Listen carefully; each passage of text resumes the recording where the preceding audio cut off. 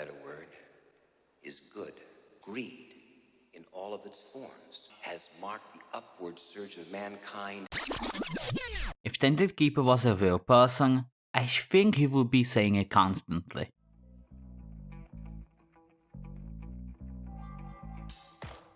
Tainted Keeper is a fantastic character, and is the only character that I truly play just for fun, which is saying a lot since now I have to play with some of the worst characters Edmund and Kilburn ever shitted out. I'm looking at you two fuckers. And a lot of people seem to agree with my opinion.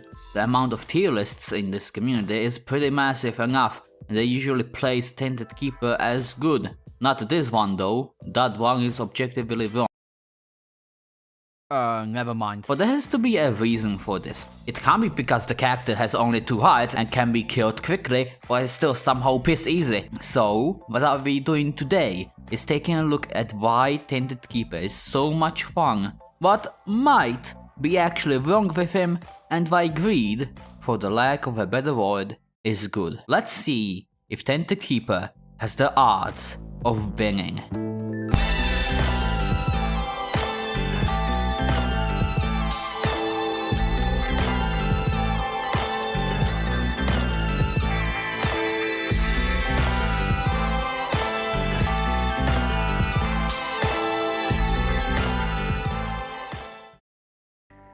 Although Keeper's history may be a bit vague, I'll make it totally clear for you. Keeper was first mentioned in the New Testament in the book of Edmund, specifically in the verse Edmund McMillan, you little fuck.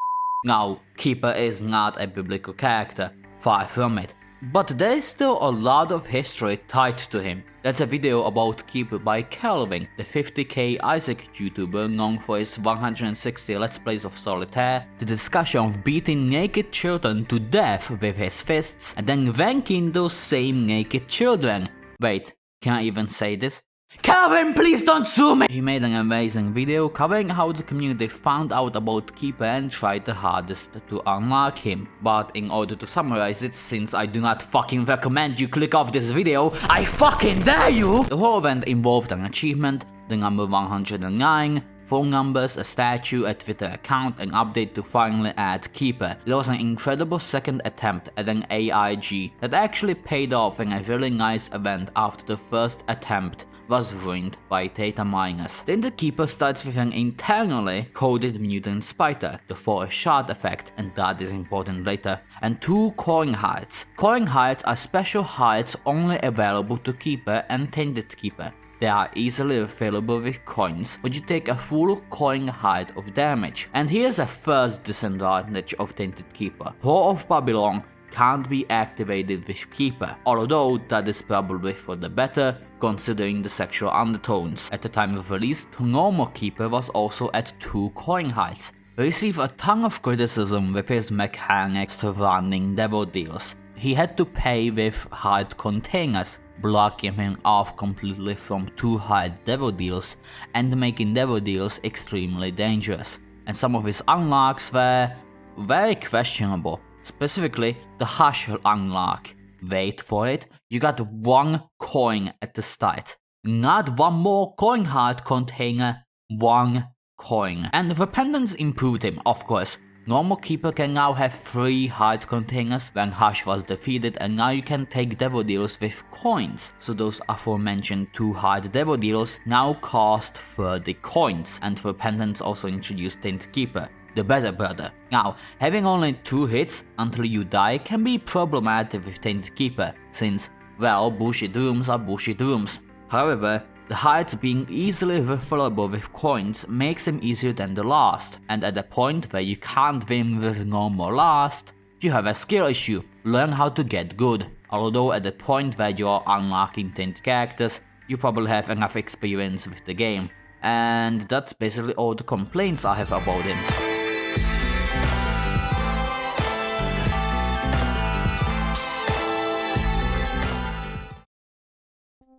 Writing this part of the script after like 350 years feels a bit weird, but the show must go on! Come on! It would be probably easier to list what is not fun about Tainted Keeper, but fuck it, I'll try to tell you why this greyish dead body is 100 times better than the bluish dead body filled with shit. Tainted Keeper, just like normal Keeper, has a different internally coded way of shooting. This time it's a quad shot. But if you ever paid attention to your stats, you could have noticed that the stats you have at the start of a run with Tainted Keeper are lower than the stats you end up with when you pick up Mutant Spider, the quad shot item. That's because the tier stat is calculated differently than with Mutant Spider. With Mutant Spider, the cap and every tier's upgrade is reduced by 58%, capping you at 2.1 tiers.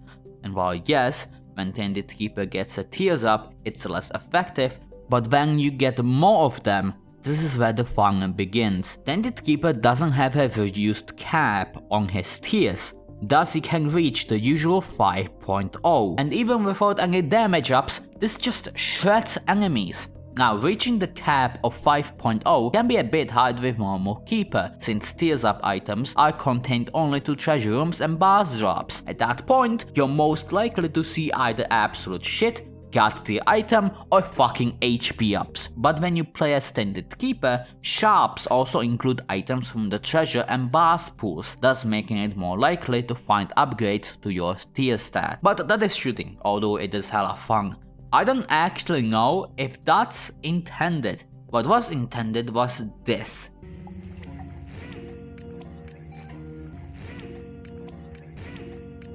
Yes, coins spawn after you kill enemies, but these spawn after a few seconds, and you have to pay for items. What I'm describing here is a very dangerous relationship. In order to get items to win the run, you have to collect scarce currency, coins, get close to enemies with your already low, but easily refillable, health, and have to manage your resources and make decisions about what items are more important. Now that is interesting. I have to agree with Edmund Macmillan, the death of Isaac, when he said that one of the underappreciated aspects of Isaac is resource management. This turns Tainted Keeper into a weird version of a class canon that doesn't exactly fit the definition. That's why I didn't include him in my talk of class canons back in the Tainted Jacob episode. But Tainted Keeper technically still kinda fits the definition, so fuck it. With the idea that you have to pay for every single item no matter what, devil deals become more worthy. With the idea that you have to pay for almost every single item, devil deals become more worthy,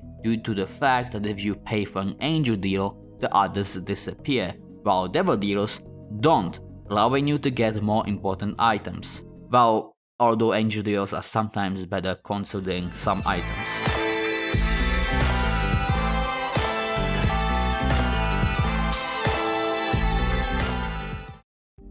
Now, this is all good and all, but what exactly makes Tainted Keeper so much fun? Yeah, enemies drop money and you have to collect it in order to buy items, but how does it make it fun?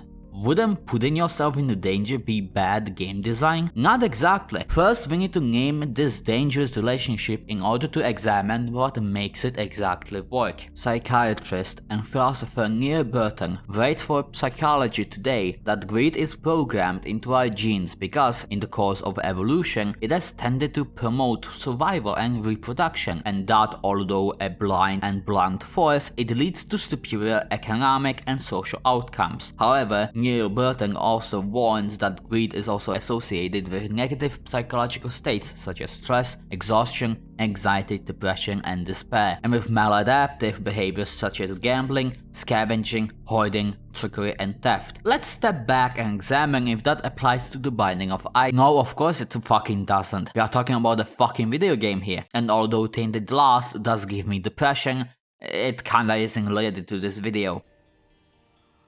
Oh, fuck! I could continue to explain Burton's point about how greed contributes to deforestation and climate change, but this isn't a political video. Go watch H. Bomber Guy for that. No, don't eat the pineapple, it's evil, don't! But all things considered, The summary we need is greed contributed to society's survival aspect. This exact statement is the reason why we, the players, were so quick to jump to playing Tainted Keeper, how he was supposed to be played.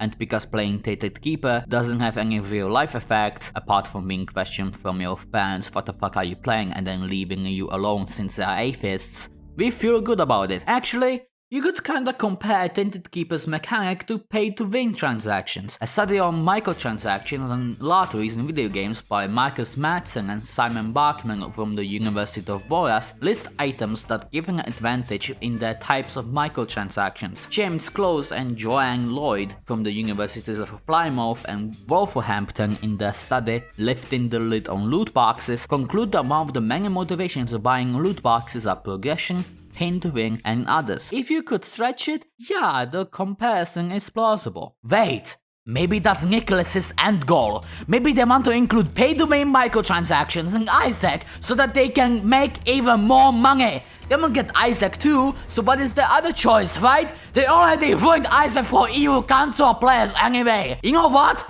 I think that's how they want to avoid further allegations of racism by ruining Isaac for everyone. Equality, right?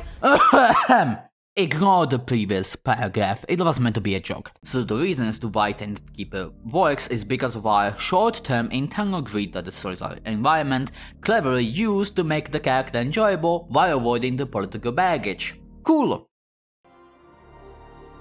It's pretty self-evident that I like Tainted Keeper. There really isn't anything to criticize about Tainted Keeper. He's just a good character, and although people can be salty over low health, those people just need to get good or get lucky. So yes, Tainted Keeper has the arts of winning.